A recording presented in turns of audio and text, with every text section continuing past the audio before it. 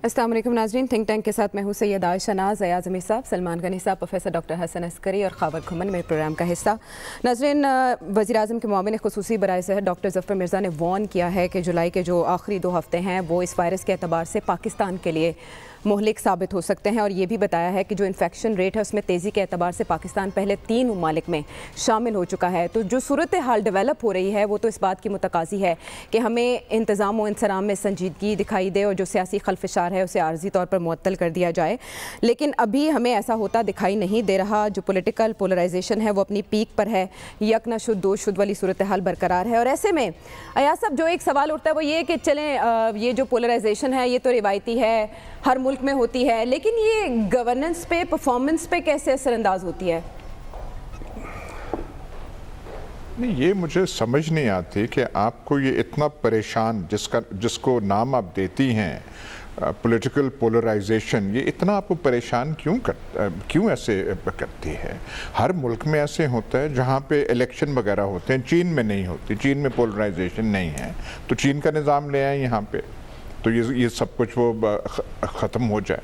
America में polarisation नहीं है, बाकी ममालिक में होती है। हुकूमतें अपने काम करती हैं, अपोजिशन अपना काम करती है।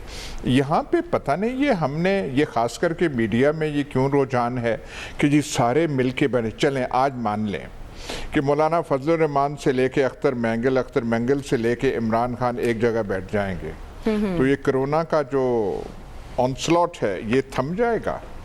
या आपको शहबाज शरीफ साहब कोई नुस्खा देंगे या आपको किसी वैक्सीन का बताएंगे कि जी ऐसे आप करें? भाई ज़्यादा से ज़्यादा क्या है पोलराइजेशन? क्या सिंध हुकूमत का थोड़ा और व्यू था, फेडरल गवर्नमेंट का कोई और व्यू है। उन्होंने कहा था कि ये लॉकडाउन ज़्यादा स्ट्रिक्ट हो और ये है। इसमें पॉलिटिकल पोलराइजेशन कहाँ से आ गई?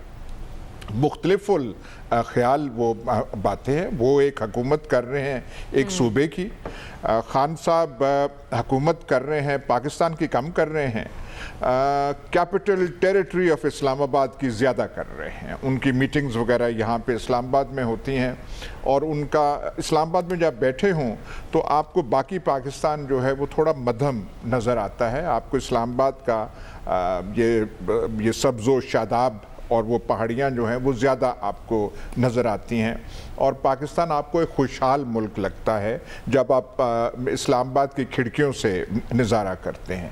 तो ये पॉलिटिकल पोलराइजेशन फलाना, ये जो ज़फ़र मिर्ज़ा साहब ने कहा है, आज अगर कर लें, कोई किसी APC को बुला लें, पहले तो कोई करामत साबित नहीं हुई, आप यहाँ पे बुला लें और यहाँ पे सारे इकट्ठे हो जाएं, एलामिया बिल्कुल अग्री कर लेंगे तो ये कोरोना वायरस थम जाएगी।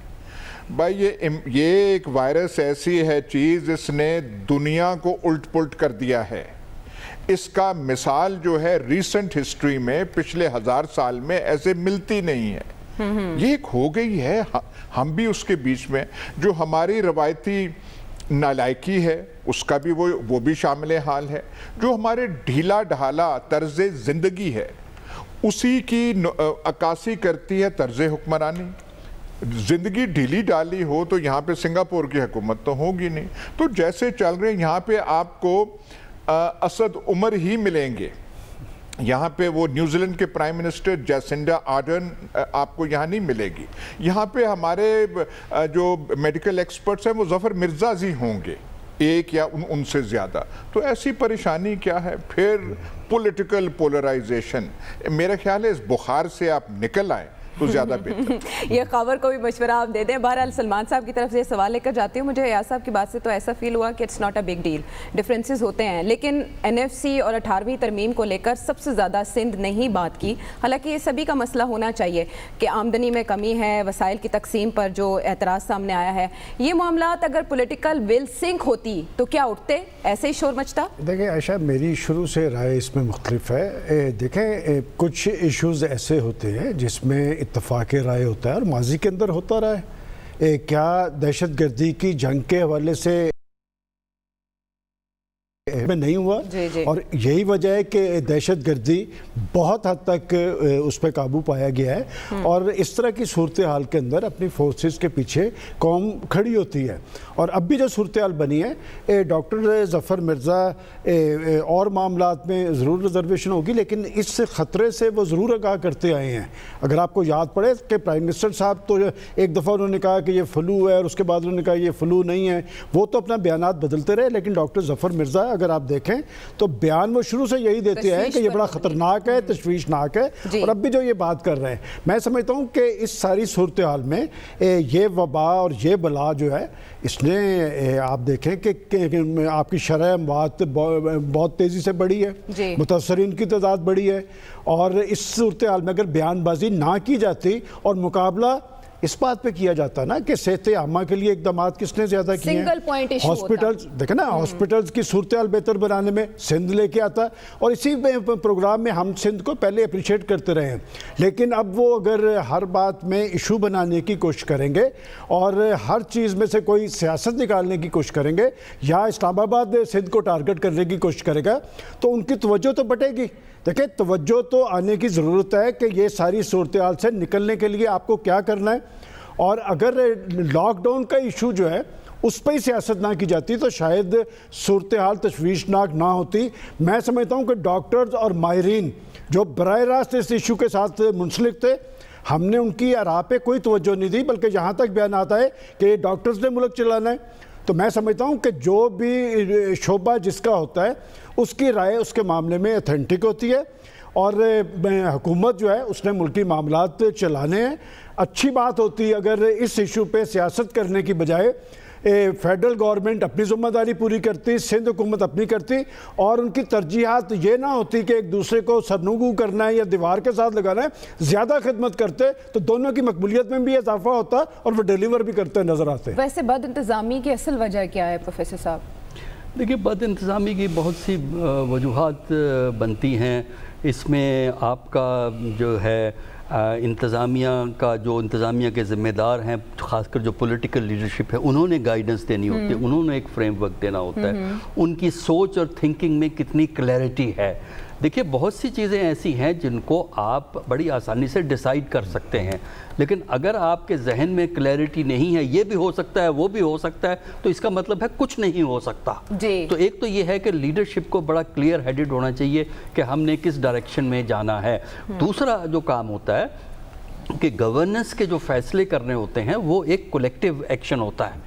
पॉलिटिकल लीडरशिप एक बड़ा फ्रेमवर्क प्रोवाइड करती है, उस फ्रेमवर्क के अंदर फिर ब्यूरोक्रेसी को काम करना होता है। तो ये रिलेशनशिप जो है वो सही होना जो है वो ज़रूरी है। तीसरा ये है कि आपको ये समझना ज़रूरी है कि गवर्नेंस का मतलब क्या है, कि आपका निज़ाम आवाम की खिदमत, आवाम की बेहतरी, आवाम की फलाह के लिए है। सिस्टम आवाम के लिए होता है, आवाम सिस्टम के लिए नहीं होते। ये बड़ा अहम पॉइंट है कि आप अगर लॉकडाउन कर रहे हैं तो लॉकडाउन का मतलब ये नहीं है कि आप आवाम को ख़राब करें, बल्कि आवाम की फलाह के लिए है। आवाम को मशवरे से अगर आप लॉकडाउन करेंगे तो ज़्यादा कामयाब होंगे। अगर यकतरफा ब्यूरोक्रेसी, पुलिस और दूसरे सिक्योरिटी पे छोड़ेंगे तो फिर वो उसकी प्रॉब्लम हो जाती है। ये है। दूसरा ये है कि पोलराइजेशन, तकसीम सियासत में होती है, लेकिन एक लिमिट होती है। होता ये है कि पॉलिटिकल कॉन्फ्लिक्ट जब हर माशरे में मौजूद होता है वो एक नेचुरल है, लेकिन जब पॉलिटिकल कॉन्फ्लिक्ट एक हद को क्रॉस कर लेता है तो वो डिस्ट्रक्टिव होता है, सेल्फ डिस्ट्रक्टिव हो जाता है। तो हमारे यहाँ ये है कि मुखालफत रहे, क्रिटिसिज्म रहे, लेकिन हमारी जो सियासत में हम मुखालफत देख रहे हैं वो ये है कि अगर मैं गवर्नमेंट जो है अपोजिशन को तस्लीम करने को तैयार नहीं है कि उसका एक राइट है, उसका एक हक है, उसका एक मुकाम है, और अपोजिशन सारा साल इलेक्शन से स्टार्ट होती है, इलेक्शन गलत हो गया, धांधली हो गई, उसके बाद उसकी लेजिटिमेसी जो है गवर्नमेंट की वो शुरू से क्वेश्चन करते हैं। तो अगर ये हालत रहेगी तो उसका मतलब ये है कि हुकूमत का ज़्यादा वक्त जो होगा अपने डिफेंस में खर्च होगा, काम कोई करेंगे नहीं है। अपोजिशन के पास कोई ऑल्टरनेट प्रपोजल नहीं होती। देखिए, मसलन जिस तरह आप ये कहते हैं کہ یہ حکومت فیل ہو گئی ہے جو یہاں میڈیکل کا یہ کرائسس ہمارا آیا ہے. بالکل ہو سکتا ہے فیل ہو گئی ہو, لیکن آپ کو متبادل حل دیں گے. دیکھیے آپ نے اس مسئلے کو اس طرح اپروچ کیا ہے, میرے نزدیک اس طرح اپروچ کرنا چاہیے تھا. تیسرا اور آخری بات جو جس کی سب سے بڑی ذمہ داری حکومت پہ ہوتی ہے کہ مشورے کے لیے انیشیٹو حکومت کی طرف سے آنا چاہیے, کہ اپوزیشن سے بات کرنی ہے, اس گروپ سے بات کرنی ہے. یہ بنیادی انیشیٹو رولنگ پارٹی کوئی بھی رولنگ پارٹی ہو اس کی طرف سے آتا ہے, اور اس کے بعد آپ کوشش کرتے ہیں کہ ایک منیمم کنسنسس ڈیولپ کریں. 100% ایگریمنٹ جو ڈیموکریٹک پروسیس میں ممکن نہیں ہوتا. بڑی بات آپ نے کہہ دی, مشورے کے لیے انیشیٹو حکومت کی طرف سے آنا چاہیے. بڑا منصب بڑے ظرف کا متقاضی ہوتا ہے, لیکن خبر ہم نے دیکھا کہ حکومت علماء کرام سے تو بات کر رہی ہے. پچھلے ہفتے آپ نے اسی شو میں عید الاضحیٰ کے حوالے سے SOPs کی ضرورت پر زور دیا تھا, تو اس کے بعد ہم نے دیکھا کہ اب یہ کام ہوتا بھی نظر آ رہا ہے. ایسے بہت سے ایسے ایشوز جو کہ اس وقت میں ڈسکس نہیں ہونے چاہیے تھے, ان پر توانائیاں صرف نہیں ہونی چاہیے تھیں, اگر حکومت اپوزیشن سے بھی کسی نہ کسی حد تک رجوع کر لیتی. چلیں, ایک تو یہ آپ نے جو بات کیا نا کہ بڑا منصب اور بڑا ظرف, میرے خیال ہو سکتا ہے کہ یہ میسج پہنچ گیا ہو جن کی طرف آپ نے اشارہ کیا ہے. جو سوال ہے بنیادی طور کے اوپر کہ ہمارے ملک کے اندر یہ ساری کی ساری جو کھو مکھوئی ہے, لڑائی ہے, ہیجان ہے, ہر کوئی اپنی اپنی جو بولی بول رہا ہے, ہمیں کوئی ایک سمت نظر نہیں آتی. جو میرا تھوڑا بہت علم ہے, یا پچھلے 20 سال سے میں اسلام آباد شہر اقتدار کے اندر تھوڑا دیکھ رہا ہوں گورننس کے ماڈل کو اور سیاست کو, اس ملک کے اندر جو سب سے بڑی چیز جس کی کمی ہے وہ ہے میرٹ. اور خاص طور پر ہماری جو لیڈرشپ کی سلیکشن ہے نا, اس کے اندر میرٹ کے بڑے سیریس کرائسس ہیں. چلے میں 60s 70s 80s میں بھی نہیں جاتے, 90s میں بھی نہیں جاتے, 90s سے آنورڈ آ جاتے ہیں, 2000 سے آنورڈ.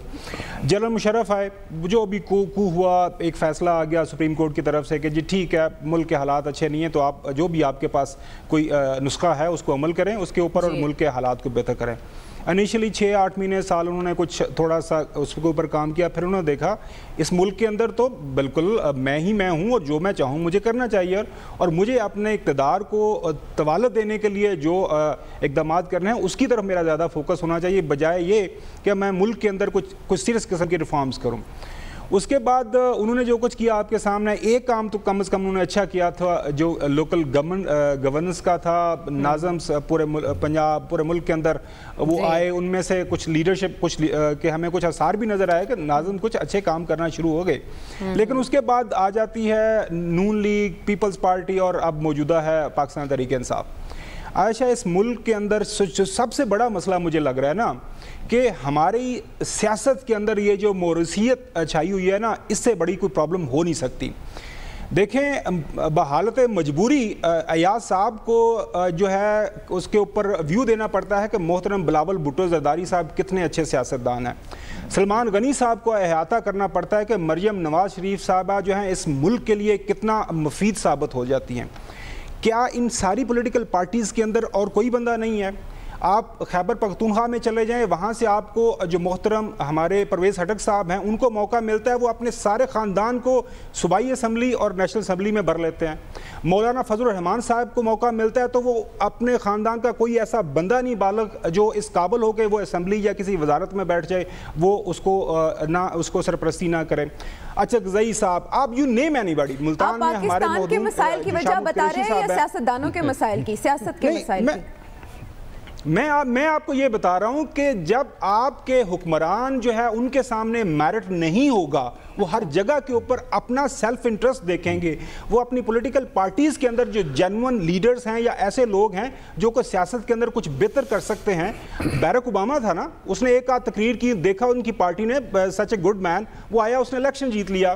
آپ بے شک ٹرمپ کے اوپر جو مرضی آپ کے اختلافات ہوں اس کی سیاست کے اوپر, لیکن وہ آیا, اس نے الیکشن جیتا.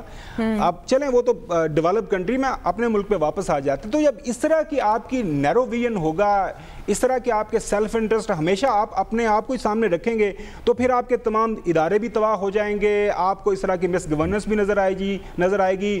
وہی ہوگا, لندن کے اندر ایک اجلاس ہوگا, وہاں پہ حلف لیا جائے گا کہ اس اجلاس کے بارے میں کوئی باہر بات نہیں کرنی. بنی گالا میں ایک بیٹھک ہوگی, جی ہم نے بس اپوزیشن کو تننا ہے, اس کے علاوہ ہم نے کچھ نہیں کرنا. پیپلز پارٹی والے آج کل جو کر رہے ہیں وہی ساری پریس کانفرنسز. تو میرے خیال میں سب سے بڑا اس ملک کا یہ جو مفلوق الحالی ہے ہمارے سیاستدانوں کی, ہماری لیڈرشپ کی, سب سے بڑا مسئلہ یہ ہے اگین میرٹ، جب میرٹ آ جائے گا کسی موقع کے اوپر آئی ہوپ کہ چیزیں بہتری کی طرف جائیں گی. ویسے یہ میرٹ ڈیفیسٹ پیدا کب سے ہوا ذرا موجودہ حالات کو اسی طرح رہنا پڑے گا. آپ شکر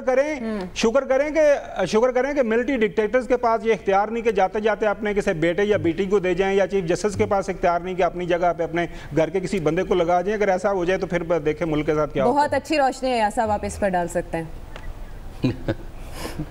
دیکھیں کل انہوں نے پوری آئینی تاریخ جو ہے وہ ہمیں پڑھا دی تھی, آج سیاسی تاریخ پڑھا دی ہے. میں نے تو جو زندگی میں کئی عدد دے سکا وہ تو ایک دو سن کے میں ان کے لیے بیٹھنے کے لیے میں تیار ہو جاؤں گا. ٹیوشن لے لے. یہ جو سارا جو اتنی مطلب با علم گفتگو ہو رہی ہے, اس کا کووڈ-19 سے اور پاکستان میں جو ریٹ ہے اس سے کیا تعلق ہے؟ آپ مجھے یہ بتا دیں.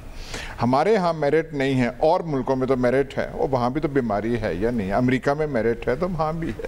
بات یہاں کی ہونی چاہیے. ہم میرے خیال افسانے لکھنے یہاں پہ بیٹھ جائیں. سب سے بڑا افسانہ, بہت سارے بڑے افسانوں میں سے ایک سلمان غنی صاحب نے آج وہ سنا دیا ہے کہ وہ دہشت گردی کے بارے میں وہ اتفاق رائے. کون سا اتفاق رائے ہوا تھا؟ یہ سب سے بڑا افسانہ ہے. فوج نے ایکشن لیا تھا, وہ جو ویگن فوج کی چلی تھی, سارے سیاستدان چھلانگ لگا کے کود کے بیٹھ گئے تھے.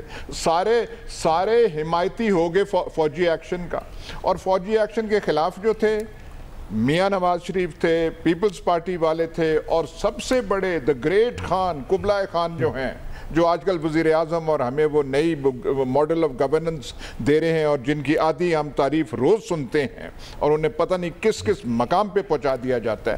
وہ تو کہہ رہے تھے کہ طالبان کا دفتر وہاں کھلنا چاہیے, وہ تو بالکل اس کے خلاف تھے. فوج نے ایکشن لیا تو سارے کے سارے سیاستدان جنگجو بن گئے.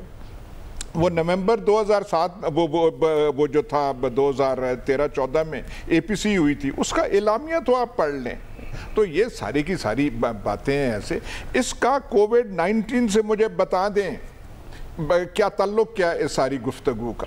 یہ سارے ہو جاتے, بیٹھ جاتے, میرٹ آ جاتا. خاور گومن صاحب کا میرٹ بھی جو ہے وہ بھی رائج, سی ایس سے امتحان دے کے سارے سیاستدان پاس کر کے آپ بالکل کابینہ کرتے, موروثی سیاست کا آپ کلا کما کر دیتے. وہ وینٹیلیٹر کہاں سے آتے, ہسپتالوں کا کہاں سے آتا, وہ فیصلہ کون کرتا کہ صحت اور اس پہ زیادہ دینا چاہیے, ہاؤسنگ سوسائٹیوں پہ تھوڑا وہ کم دینا. آپ تو یہاں پہ آپ نے ایسے بات کی ہوئے کہ آدھے موضوع جو قومی زندگی اس کی آپ بات نہیں کر سکتے. بات تو دور کی بات ہے, آپ ذکر نہیں کر سکتے, نام نہیں لے سکتے, تو کون سی آپ یہاں پہ بات کر رہے ہیں؟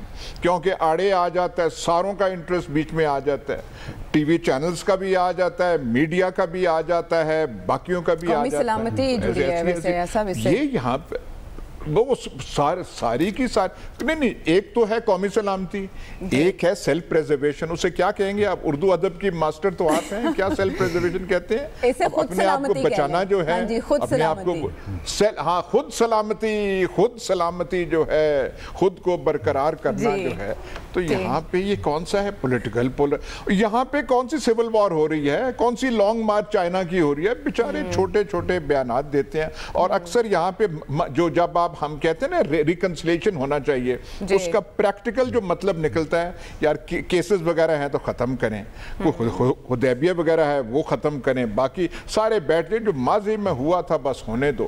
جو کرتے ہیں احتساب بھی کرتے ہیں, وہ بھی سیاسی نظر رکھ کے کرتے ہیں, تو رہنے دیں. اس کا یہاں اس کووڈ-19 سے کیا تعلق ہے؟ کیا تعلق ہے اسے؟ لیکن یہ میرٹ کا خلا پیدا کس وجہ سے, موروثیت کی وجہ سے ہوا سلمان صاحب؟ دیکھیں عائشہ, یہ بات یا صاحب نے درست کہی ہے کہ اگر تو ہم کرونا وائرس, اس کے اثرات اور اس حوالے سے اقدامات کی بات کریں, وہ تو ایک علیحدہ ٹاپک ہے. اور خاور صاحب نے جن حقائق کی بات کی وہ بھی حقائق ہیں, اور اگر آپ زمینی حقائق کی بات کریں تو 100% اس سے مختلف ہے. میں سمجھتا ہوں کہ پاکستان کے اندر جو بڑا بحران رہا ہے وہ گورننس کا بحران ہے, کہ ہم ہر دور میں سنتے ہیں کہ گورننس کا خواب حقیقت بنے گا, یقینی بنے گا, معاملات درست ہوں گے. میں ایک سوال اٹھا رہا ہوں. دیکھیں بات یہ ہے کہ جب ہم گورننس کی بات کر رہے ہیں تو کیا پاکستان کے اندر آٹے کی کوئی کمی ہے؟ کیا چینی کی کوئی کمی تھی؟ کیا پیٹرولیم کا ذخیرہ موجود نہیں تھا؟ کیا دوائیں مارکیٹ میں موجود نہیں تھی؟ तो पाकिस्तान के प्राइम मिनिस्टर साहब अगर दवाइयों में कमी की बात कर रहे थे तो इजाफा कैसे होता है?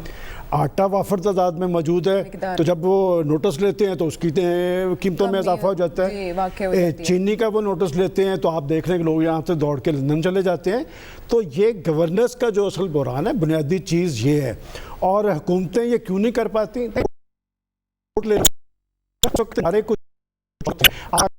इसके अंदर क्या प्राइम मिनिस्टर समेत तहरीक इंसाफ का कोई शख्स लोगों को ये कहेगा 50 लाख घर और 1 करोड़ नौकरी? आधा करोड़ तो बेरोज़गार हो गए हैं। खुदा ना करे कि आगे आने वाली सूरत हाल ज़्यादा, जैसे वो डॉक्टर ज़फ़र मिर्ज़ा साहब, मैं समझता हूँ कि सियासी लोग बड़े बुरे होंगे।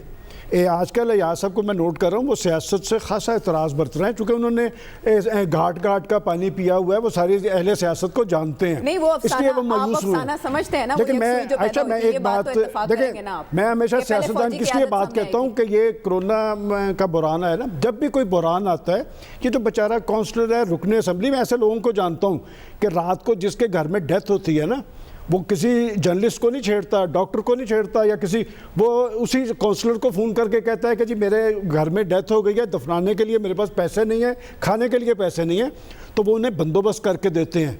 वो मैं तो यहाँ तक कहता हूँ वो हमारी खुराक है, हम उन्हें अच्छी तरह लताड़ सकते हैं।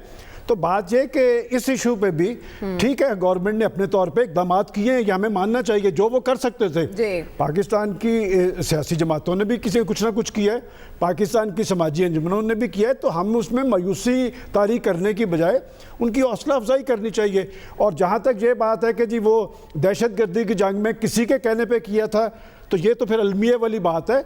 उस वक़्त पूरी कौम एक सख्ते के आलम में थी जब APS का वाक़या हुआ है, तो वो वहाँ पर जो कंसेंसस हुआ था वो प्राइम मिनिस्टर हाउस के अंदर हुआ था, GHQ के अंदर नहीं था हुआ। और हम अगर फ़ौज को हर मामले में इन्वॉल्व कर रहे हैं तो मेरा ख्याल ये भी अच्छा रुझान नहीं है। आज भी जो सूरत हाल बनी हुई है कंट्रोल लाइन में या पाकिस्तान के इर्द गिर्द, आज भी मेरा एक कप्तान और एक जवान फिर शहीद हुआ है, तो हमें उनको इस तरह कंट्रोवर्शियल बनाना या हर मामले में उन पर जिम्मेदारी सौंपना ये अच्छी बात नहीं है। उनका एक काम है, वो कर रहे हैं। एक बड़ी जंग थी दहशत गर्दी के खिलाफ और पाकिस्तान की पोलिटिकल फोर्सेस पीछे खड़ी हुई हैं, तो हम सारा क्रेडिट उनको दे के तो इन्हें कंट्रोवर्शियल बनाने की कोशिश नहीं करनी चाहिए। और कोरोना वायरस के हवाले से भी मैं समझता हूँ कि डॉक्टर ज़फ़र मिर्ज़ा साहब ने जो बात की है, इसमें अगर पाकिस्तान की सियासी क़यादत ज़िम्मेदारी का सबूत देती, एक दूसरे पे इल्ज़ाम तराशी करने की बजाय मुकाबला इस बात पे करती कि हमने इसमें डिलीवर करना है, तो ज़्यादा अच्छी बात होती है उनके लिए। लेकिन ऐसा हो क्यों नहीं सका, इस पर गौर का सिलसिला जारी है। वापस आते हैं एक ब्रेक के बाद।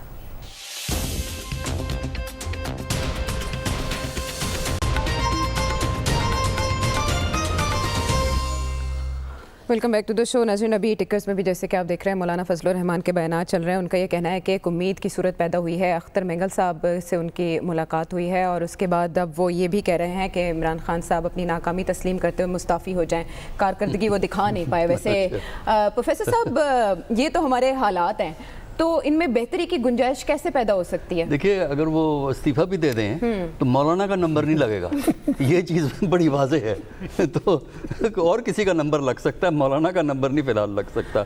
देखिए, असल इशू जो पंजाबी का लतीफ़ा भी बड़ा है एक लतीफ़ा, समझ गए सारे पंजाबी, सब समझ गए जी प्रोफेसर साहब। देखिए, असल जो इशू जो है ना, वो ये है कि हमारी जो गवर्नमेंट्स हैं, किसी की भी गवर्नमेंट है, जैसे इमरान खान की हुकूमत है, लेकिन जो मसला है वो सब गवर्नमेंट के लिए एक सा है कि जो आपके रिसोर्सेज होते हैं, human resources, economic resources, physical resources, उनको आप किस तरह मौसर तरीके से मोबिलाइज़ करें, उनको किस तरह मौसर तरीके से बढ़ाएं कि आम आदमी की ज़िंदगी की बेहतरी की उम्मीद बने। ये है गवर्नेंस की बुनियादी ज़िम्मेदारी किसी भी हुकूमत की।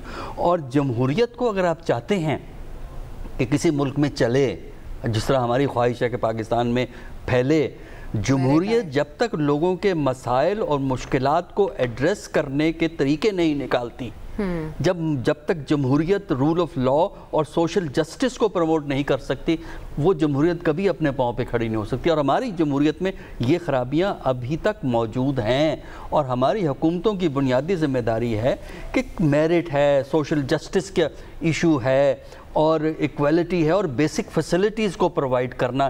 ایک آپ نے چھوٹا سا ڈاکومنٹ بھی گورنمنٹ سے لینا ہو تو یا واقفیت ہو یا پیسہ ہو یا اللہ پہ توکل کریں, کبھی نہ کبھی آپ کا نمبر نکل آئے گا. پاسپورٹ بنانا ہو تو اس کی بھی اچھی بڑی لمبی چوڑی ایکسرسائز ہے. کبھی آپ مغربی ملکوں میں جا کے دیکھیں نا کہ پاسپورٹ بنانا ہو تو کس طرح بنتا ہے. اچھا, لیکن ڈائریکشن تو بتا دیتی ہے نا کہ امپروومنٹ کی کتنی گنجائش ہے. اس حکومت سے آپ کتنا ایکسپیکٹ کرتے ہیں پروفیسر صاحب؟ پھر میں نے خاور سے نہیں, دیکھیے حکومت, ہمارے ہاں مسائل اتنے زیادہ ہیں کہ ہم ہر حکومت سے یہی ایکسپیکٹ کرتے ہیں کہ اس کا بنیادی فوکس عوام کی فلاح پہ ہوگا, عوام کی بہتری پہ ہوگا, تقاریر کم کریں, ایکشن اورینٹڈ, اور کرپشن کو کنٹرول کر کے اگر آپ انسان کی زندگی میں آسودگی پیدا کر سکتے ہیں تو یہ بہت بڑا کنٹریبیوشن ہے کسی بھی حکومت. فوکس کہاں ہونا چاہیے تو پروفیسر صاحب نے بتا دیا خاور, لیکن اس وقت جو حکومت کی مشکلات ہیں وہ ایک اتحادی کی ناراضی بھی ہے. ایسے تو ہم کہہ نہیں سکتے کہ حکومت بالکل ادھر اپنا ٹائم یا توانائی صرف نہیں کر رہی. کیا خبریں ہیں اس حوالے سے, کیا معاملات آنے والے دنوں میں بنیں گے؟ اچھا, مینگل صاحب بھی اپنے قبیلے کے وہ چشم و چراغ ہے. مینگل فیملی کی بھی ہسٹری دیکھیں تو پھر اگین اس پہ ایک سیپریٹ پروگرام ہم کر سکتے ہیں. ٹھیک ہے کہ اپنے بلوچستان کے حوالے سے کچھ ان کی ڈیمانڈز ہیں تو گورنمنٹ کو سننا چاہیے, ان پروونشل گورنمنٹ کو بھی سننا چاہیے, اور چونکہ ایک 6 پوائنٹ کا ایک ایگریمنٹ سائن ہوا ہے ان کا وفاقی حکومت کے ساتھ, تو اس کے اوپر بات ضرور ہونی چاہیے. جو میں بات کر رہا تھا نا اس سے پہلے, جس کی طرف ایاز صاحب میں نے تھوڑی سے وہ اشارہ مطلب بات کی اس کے اوپر, کہ جو موجودہ کووڈ-19 کے مسائل ہمیں جو ہمارے سامنے آ رہے ہیں, اس کے پیچھے ایک پوری ہسٹری ہے نا. اس کی وجہ کہ اگر آپ کے ادارے اس قابل ہوتے, آپ کا ہیلتھ انفراسٹرکچر بہتر ہوتا, آپ کے ملک کے اندر جو اداروں کی اٹونومی ہے وہ انشورڈ ہوتی تو حالات بہتر ہوتے. فار ایگزامپل چھوٹی سی مثال ہے, امریکہ کے اندر امریکہ کی ایف بی آئی اگر کسی پولیٹیشین کو یا کسی کو بھی پکڑتی ہے کرپشن یا کسی اور چکر کے اندر, تو وہاں پہ ٹیلی ویژن پہ بیٹھ کے ہم اور آپ یہ نہیں کہتے کہ یہ ٹرمپ اور ایف بی آئی کا گٹھ جوڑ ہے, اس نے اپوزیشن ایک پولیٹیشین کو پکڑ لیا ہے. ادارہ تگڑا کھڑا ہے, ان کو پتہ ہے کہ یار اٹانومی اپنا پروفیشنلزم پہ کام کر رہا ہے. سو مچ سو انڈیا کی جو سی بی آئی ہے اس کے حوالے سے بھی کسی میں ہمت نہیں پیدا ہوتی کہ وہ انگلی اٹھائے. ہمارے ہاں احتساب کا جو تماشا ہے, ذرا سا کوئی کام ہوتا ہے ہم اور آپ بیٹھ جاتے ہیں, اپوزیشن بیٹھ جاتی ہے. یہ جو اس ٹائم نیب ہے یہ تو بالکل عمران خان کے کہنے پہ چل رہی ہے, یا پھر وہ ایاز صاحب اکثر کہتے ہیں وہ جو پیچھے کچھ لوگ بیٹھے ہیں ان کے کہنے پہ سارے کے سارے وہ بات ہو رہی ہے. مسابقتی کمیشن نے پچھلے 8-10 سال کے دوران 27 ارب کے جرمانے کیے انڈسٹری کو, جنہوں نے کارٹلائزیشن کی, گٹھ جوڑ کر کے قیمتیں بڑھائی, منافع کمائے. اس میں سے پیمنٹ پتہ کتنی ہوئی ہے آج تک؟ اس کو 3 سے 4 کروڑ صرف پیمنٹ ہوئی ہے. تو جب تک آپ ان کو سٹرونگ نہیں کریں گے, کووڈ کے حوالے سے آپ کو بتاتا ہوں, امریکہ میں ٹرمپ جو مرضی کہتا رہے لیکن ان کا جو سینٹر فار ڈیزیز کنٹرول ہے وہاں پہ جو پروفیشنز بیٹھے ہیں وہ ہمیشہ وہی بات کرتے ہیں جو ان کا پروفیشن ڈیمانڈ کرتا ہے. کچھ لوگوں نے ریزائن بھی وہاں سے کیا. یہ چیزیں میرٹ کے ساتھ ہی آتی ہیں جب آپ کے ادارے تگڑے نہیں ہوں گے. تو وہی مسئلہ ہے نا, جب ہمارے پولیٹیشین اپنی پولیٹیکل پارٹیز کے اندر جمہوریت نہیں لے کے آئیں گے, یا پارٹی کے اندر کوئی اچھا بندہ ہے اس کو آگے لے کے نہیں لے کے آئیں گے, تو پھر اسی طرح سارے معاملات چلتے جائیں گے. آپ دیکھتے ہیں کہ بات آ گئی عمران خان کے اوپر. عمران خان کو ابھی 2 سال ہوئے ہیں.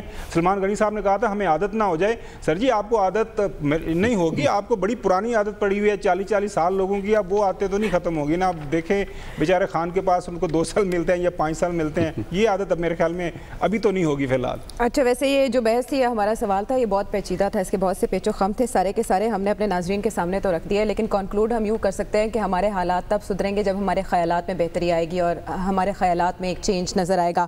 آگے بڑھتے ہوئے ذرا ایک اور ٹاپک کی طرف جائیں گے جس پہ تشویش سبھی کو لاحق ہوئی, وہ ہے کہ HEC کے بجٹ میں 50% کٹوتی کے بعد یہ ہدایات سامنے آئی ہیں کہ چندے سے یونیورسٹیز چلائی جائیں.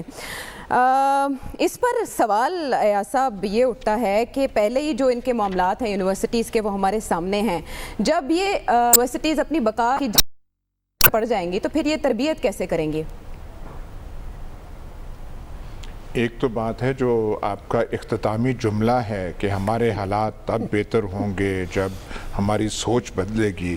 یہ تو میں آج واپس چکوال جاؤں گا تو میرے یہ کانوں میں یہ گونجتی رہے گی آپ کی آواز, اور جس انداز سے آپ نے کہا ہے وہ. شکریہ ایاز صاحب. جہاں تک یہ یونیورسٹیز کی بات ہے, यूनिवर्सिटीज़ की जो बात है, ये चंदे वाली बात मैंने, वो मेरे सामने हकायक नहीं है तो मैं ये चंदे वाली बात पे नहीं कर सकता।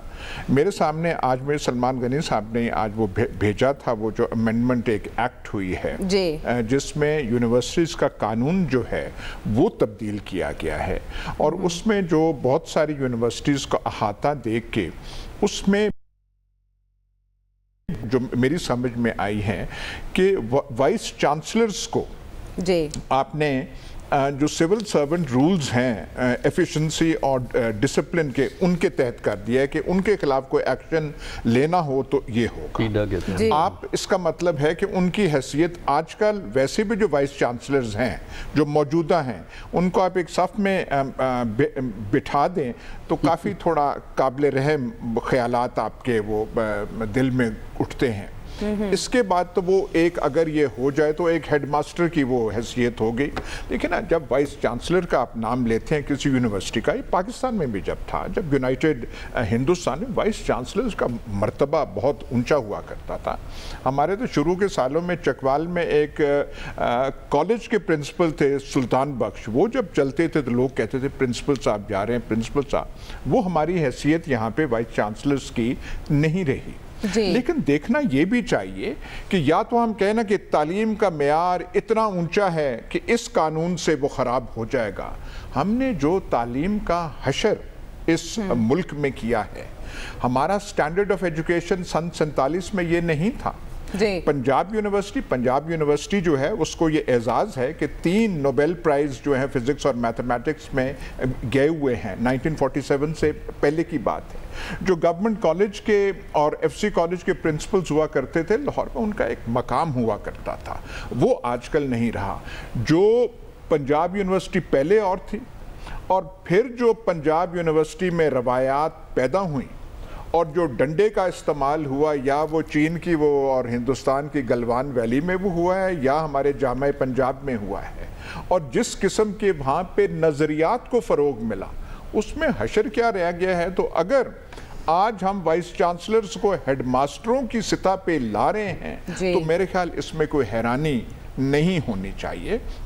हमने जो अपना दरगट बनाई है, जो हशर हमने अपने उसका किया है, आप तो यहाँ पे रैशनल बात कर नहीं सकते। आप ये जो लेटेस्ट हुआ है, जो गवर्नर सरवर ने वो नोटिफिकेशन करा दी है 7 वाइस चांसलर्स को बुला के, इसमें मजहब या किसी और या दीन की बात नहीं है, पर आप ये कहें कि MA की डिग्री आपको तब मिलेगी जब आप तिलावत और तर्जमा करेंगे। ये कौन से दौर की आप बात? इक़्तिदार था जब अब्बासिड्स थे और इस्लाम का अरूज था, ऐसी बातें तब नहीं थी होती। तब जो हमारे साइंसदान थे, बाकी थे, वो दुनिया के सबसे आदि इल्म और रोशनी जो है उसका महवर दुनिया इस्लाम था, बगदाद था, अब्बासियों का बगदाद था वो, उससे पहले उमय्यद्स थे। तो ये कौन सी बातें, और इसमें कोई मजहब से लगाव या मजहब से दूरी की बात नहीं है। पर ये आप क्या, आपसे तालीम ठीक नहीं होती, तालीम के तकाजे पूरे नहीं होते, लेकिन आप ऐसी वो हरकतें आप कर रहे हैं। ठीक है, यहाँ पे रैशनल बात, खुल के बात पाकिस्तान में आप नहीं कर रहे थे, और कहीं और कर सके। मंतकी और अक़लियत पसंदी पर मबनी बात अभी नहीं की जा सकती। लेकिन जी अय्याज साहब, बात कहूँगा इमरान खान जो हैं, जिनकी सोच जमीयत की सोच है, ये वज़ीर आज़म है आजकल हमारे, यार इनकी दरगत हो गई थी वहाँ पे, इनका जो हशर कर दिया था पंजाब 2007 में, याद करा दिया। वैसे अय्याज साहब जहाँ ज़ेर तालीम रहे हैं सलमान गनी साहब, भी ज़रा बात करेंगे उनसे ब्रेक के बाद आके।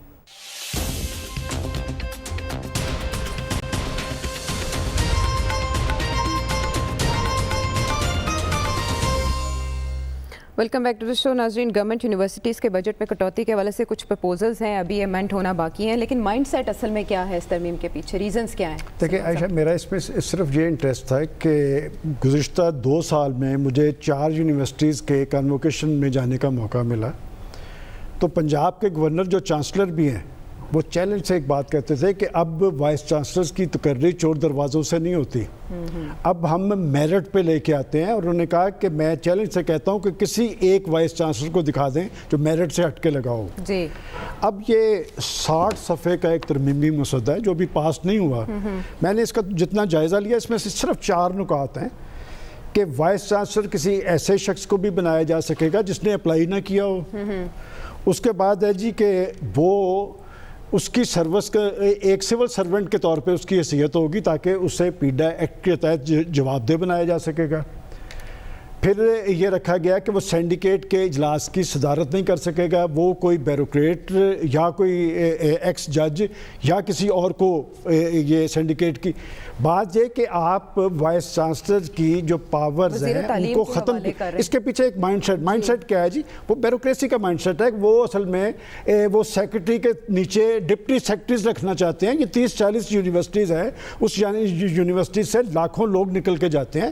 یہ پنجاب یونیورسٹی کا ایشو نہیں ہے, یہ پنجاب کی 40 یونیورسٹیز کا ایشو ہے. پروفیسر صاحب زیادہ بہتر بتا سکیں گے. دنیا کے اندر یہ جو یونیورسٹی ہیں ان کو زیادہ خود مختار بنایا جاتا ہے, زیادہ آزاد بنایا جاتا ہے اور وہ ڈیلیور کرتی ہیں.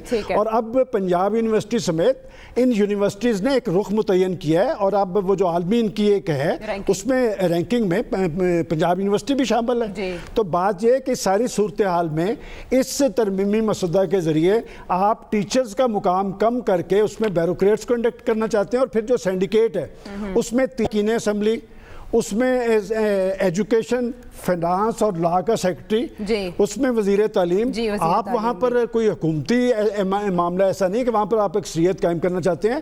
میں سمجھتا ہوں کہ وہاں پر بھی جو وائس چانسلر قابل مواخذہ ہونا چاہیے. اس کے لیے سینڈیکیٹ کا ادارہ ہے, تو سینٹ کا اجلاس تو بلایا جاتا ہے, سینڈیکیٹ کا اجلاس نہیں بلایا جاتا, وہ چانسلر نے بلانا ہوتا ہے. اور اس تشویش پہ میں نے بھی آنے سے پہلے گورنر صاحب سے بات کی. میں نے کہا جناب یہ جو آپ کہہ رہے تھے کنوکیشنز میں کہ جی وائس چانسلر بڑے بااختیار ہیں, بڑے آزاد ہیں, میرٹ پہ لگائے ہیں, تو یہ آپ کی حکومت ان کے ساتھ کیا کرنے جا رہی ہے؟ تو انہوں نے مجھے کہا کہ یہ 60 صفحے کا مسودہ اپنی جگہ, ایسے نہیں ہوگا. اور پھر میں نے ان سے کہا کہ اگر بیوروکریسی اور جوڈیشری ڈیلیور کر رہی ہوتی تو پھر پاکستان میں انصاف بھی ہو جاتا, پاکستان میں انصاف بھی لوگوں کو مل جاتا, تو پھر تو ہم یونیورسٹیز ان کے حوالے کر دیتے تاکہ یہ بہتر کرتے. میں سمجھتا ہوں کہ یہ مسودہ بدلیتی میں مبنی ہے, اور یہ صرف انہیں ڈپٹی سیکرٹری بنانا چاہ رہے ہیں. یہ وجہ کیا ہوئی, نوبت یہاں تک کیوں پہنچی پروفیسر صاحب؟ ریزنز دیکھیے, یونیورسٹی ایک بڑا ریسورسفل ادارہ ہوتا ہے, چاہے اس کو فنڈنگ کی کمی ہوتی ہے ہمیشہ سے, لیکن اس کے باوجود بھی اپوائنٹمنٹس ہوتی ہیں, پوزیشنز ہوتی ہیں, سٹیٹس ہوتا ہے. تو یہ بڑے عرصے سے کوشش ہے ہمارے حکومتوں کی, ہمارے خاص کر بیوروکریسی کی, کہ وائس چانسلر جو ہے نا وہ ایک طرح کا سیکرٹری ایجوکیشن کا جونیئر قرار دے دیا جائے, جبکہ وائس چانسلر کا جو بنیادی سٹیٹس ہے اس کا براہ راست تعلق گورنر سے ہوتا ہے, سیکرٹری ایجوکیشن سے نہیں ہوتا. وہ صرف پروسیجرل میٹر کے لیے ہوتا ہے. لیکن یہ ایک بڑی پرانی اٹیمپٹ ہے. اصل میں ہمارے ہاں یونیورسٹی کے جو مسائل ہیں, ایک تو یہی ہے کہ یونیورسٹی کی آٹونومی کو کمپرومائز گریجولی کیا جا رہا ہے. اور اگر آپ چاہتے ہیں کہ یونیورسٹی کا بنیادی مقصد جو ہوتا ہے کریشن آف نیو نالج ہوتا ہے, اگر آپ چاہتے ہیں کہ یہاں تھوڑا بہت علم آگے بڑھے تو یونیورسٹی کی آٹونومی کو قائم رکھنا, اور اس کا مرکزی پوائنٹ جو آپ کا وائس چانسلر ہے اور کمیٹی آف ڈینز ہے, یہ جو ہے یہ رسپانسبل ہونے چاہیے, اور ان کا براہ راست تعلق گورنر سے ہونا چاہیے جو کہ چانسلر ہوتا ہے. اور جو سیکرٹری ایجوکیشن ہے اس کا رول صرف ایک آفیشل رول ہے جو فیسیلیٹیٹ کرتا ہے پروسیس کو, لیکن وہ وائس چانسلر کا باس نہیں ہو سکتا. اور اس وقت صورتحال یہ ہے کہ وہ نچاتا پھرتا ہے وائس چانسلرز کو, جو کہ افسوس کی بات ہے. کچھ مسائل ایسے ہیں جو یونیورسٹیز کے اندر ہیں جس کی وجہ سے کوالٹی آف ایجوکیشن وہاں کمپرومائز ہوئی ہے, وہ ایک دوسری قسم کی ڈسکشن ہے. اس پہ بھی ڈسکس کیا جا سکتا ہے, اس کے لیے باقاعدہ سینٹ کے اجلاس ہوتے ہیں, لیکن وہ ہو نہیں رہے ہیں. خبر آپ بھی سلمان صاحب کے مطابق اسے بیوروکریسی کی واردات ہی سمجھ رہے ہیں؟ نہیں, میرے خیال میں اس سے بھی زیادہ کی کوئی واردات کرنے جا رہے ہیں عثمان بزدار صاحب. پتہ نہیں ان کو یہ بریلینٹ آئیڈیا دیا کس نے ہے. وہ میرے خیال میں نقل کے لیے تو کم از کم زیادہ عقل کی ضرورت نہیں ہوتی. پروفیسر صاحب بھی دنیا کی مختلف یونیورسٹیز میں رہے ہیں, مجھے بھی موقع ملا, ایک چھوٹا سا اسکالرشپ ملا, میں بھی لنڈن میں رہا, امریکہ میں بھی تھوڑا سا وقت گزارنے کا ملا. کسی بھی ایک اچھی یونیورسٹی کا ماڈل لیں اور ان کو سامنے رکھیں کہ یونیورسٹیز دنیا کے اندر چلتی کس طرح کے ہیں. ابھی میں بریک کے دوران بات کر رہا تھا ایاز صاحب کے ساتھ کہ صرف ہارورڈ, آخری چیز میں ایک چیز کہنا چاہوں گا, جب ہارورڈ یونیورسٹی کے پاس 68 ارب ڈالر کا انڈومنٹ فنڈ ہے, وہاں پہ ان کو انڈسٹری پیسے دیتی ہے, لوکلز پرووائڈ دیتے ہیں. میرٹ پہ آپ کو فوکس کرنا پڑتا ہے. تھوڑا وقت ہے, let them run their affairs at their own. بالکل ٹھیک, سمجھ گئے. ٹائم ختم ہو رہا ہے. یہ صرف میں یہ کہنا چاہتا ہوں کہ تمام چیزوں کا کھرا چکوال تو نہیں جاتا لیکن بہت ساری چیزوں کا جاتا ہے. یہ منسٹر آف ہائر ایجوکیشن جو یہ چکوال کا ہے. بس آپ چکوال کو سنبھال یا صاحب آپ چکوال کو سنبھال کے رکھیں, کچھ نہیں ہوگا. چلاتا ہے ٹاسک فورس اب بھی کوئی آپ کے پاس ہی ہوتی تو معاملات نمٹائے جا سکتے تھے. پروگرام کے حوالے سے ناظرین فیڈ بیک ضرور دیجیے گا. اگلے پروگرام تک کے لیے